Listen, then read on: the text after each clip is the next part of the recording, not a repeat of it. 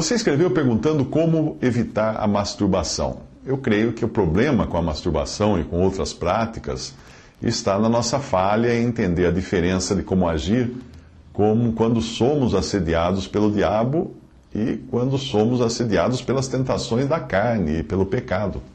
Tiago 4,7 diz assim: sujeitai-vos, pois, a Deus, resisti ao diabo, e ele fugirá de vós. Quando nós somos atacados pelo diabo, seja por circunstâncias adversas, como aconteceu com Jó, seja por insinuações doutrinárias, aí o nosso papel é resistir. Nós devemos lutar aquela luta, porque é uma luta travada nos lugares celestiais contra hostes e potestades do mal. E Deus nos dá uma armadura para isso, nós estamos bem equipados. Mas quando o assunto é o pecado e as tentações, não existe uma exortação para resistirmos a elas, simplesmente porque nós não conseguimos resistir. Só de pensar numa tentação, você fica mais propenso ainda a cair nela, porque ela encontra uma resposta na nossa carne. Nós sentimos prazer em pensar numa tentação da carne.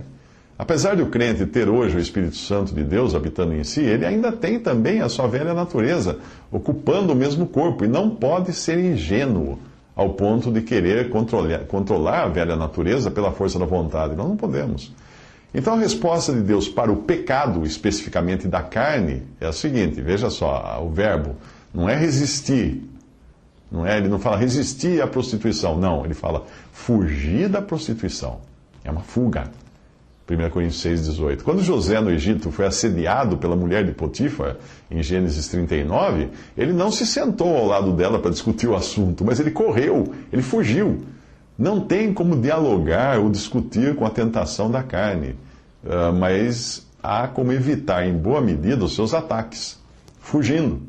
No caso da masturbação, é muito claro que situações insinuantes, como filmes, novelas, revistas, fotos na internet e um sem número de apelos aí, podem despertar o desejo. Por isso o crente deve fugir dessas coisas. Sim, fugir dessas coisas, para evitar onde começa o problema. Mas é importante entender que, embora nós devamos evitar essas coisas, não é evitando elas que nós vamos ter melhor comunhão com Deus, mas o caminho é ao contrário. Se nós estivermos em boa comunhão com Deus, nós vamos querer evitar essas coisas. Nesse caso, o ato de fugir será uma consequência de andar perto do Senhor. Gálatas 5,16: digo, porém, andai em espírito e não cumprireis a concupiscência da carne, porque a carne cobiça contra o espírito e o espírito contra a carne, e estes opõem-se um ao outro para que não façais o que quereis. Mas se sois guiados pelo espírito, não estáis debaixo da lei.